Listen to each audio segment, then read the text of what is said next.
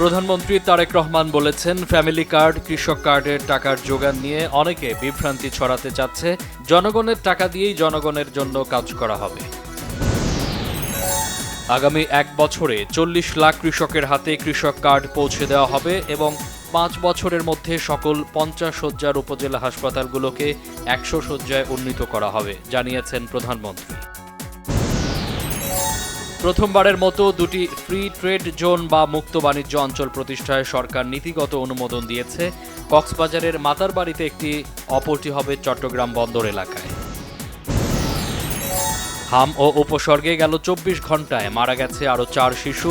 নতুন করে আক্রান্ত হয়েছে 1077 শিশু। হামের পাশাপাশি ডেঙ্গু আক্রান্ত রোগীও বাড়ছে।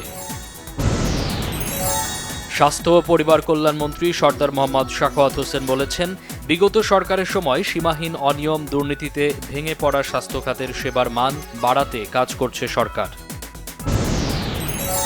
বাজেটের পর এই প্রথম বাজারে পণ্যমূল্যের ঊর্ধ্বগতি হয়নি। চাল ও নিত্যপণ্যের বাজার স্থিতিশীল রয়েছে, দাবি বাণিজ্যমন্ত্রী খন্দকার আব্দুল মুক্তাদিরের। তথ্য ও সম্প্রচার মন্ত্রী জহিরুদ্দিন স্বপন জানিয়েছেন, সরকার গণমাধ্যমের স্বাধীনতা রক্ষায় বদ্ধপরিকর। গণমাধ্যম কমিশন গঠনের লক্ষ্যে 18 জুন অংশীজনদের নিয়ে একটি খসড়া প্রণয়ন কমিটি। স্বপ্নের বাজেট দিয়েছে বিএনপি। স্বপ্নের পথ ধরেই এগিয়ে যাচ্ছে সরকার, তাই সেটা উচ্চাভিলাষী হবেই, বলেছেন আইন, বিচার ও সংসদ বিষয়ক মন্ত্রী মোহাম্মদ আসাদুজ্জামান। প্রস্তাবিত বাজেটে নবায়নযোগ্য জ্বালানিতে কর সুবিধা দেয়া হলেও বিদ্যুৎ ও জ্বালানি খাতের সার্বিক বাজেটে জীবাশ্ম জ্বালানি বেশি সুবিধা পেয়েছে, জানিয়েছে Centre for Policy Dialogue CPD. চট্টগ্রামের ইপিজেডে শিশু আয়াতকে 6 টুকরা করে হত্যা মামলায় আসামি আবির আলীকে মৃত্যুদণ্ড দিয়েছে আদালত। চট্টগ্রামের বাকলিয়ায় 4 বছরের শিশুকে ধর্ষণের মামলায় আসামি মনির হোসেনের যাবজ্জীবন কারাদণ্ড।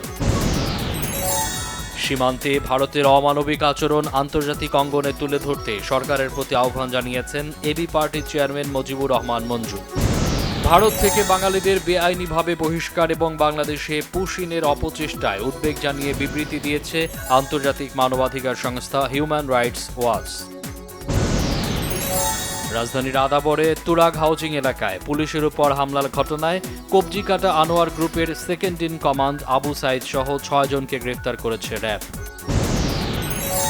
জাল ভিসা ও পাসপোর্ট তৈরির অভিযোগে সাবেক ভূমিমন্ত্রীর একান্ত সহকারীকে গ্রেফতার করেছে মহানগর গোয়েন্দা পুলিশ ডিবি।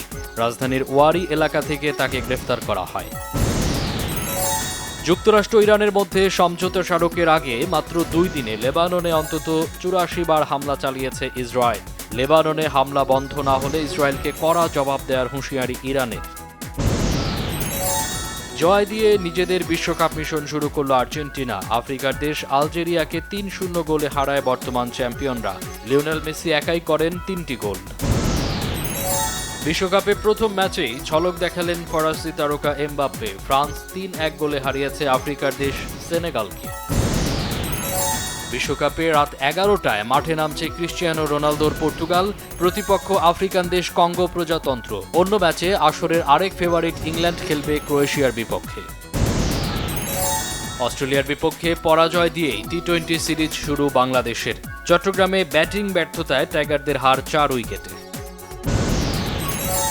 আবেগঘন ও দরদি কণ্ঠে গান গেয়ে ভাইরাল হওয়া ফরিদপুরের লোকশিল্পী লাইলি বাউলকে 3 লাখ টাকার আর্থিক সহায়তা দিয়েছেন সংস্কৃতি মন্ত্রী নিতাই রায় চৌধুরী।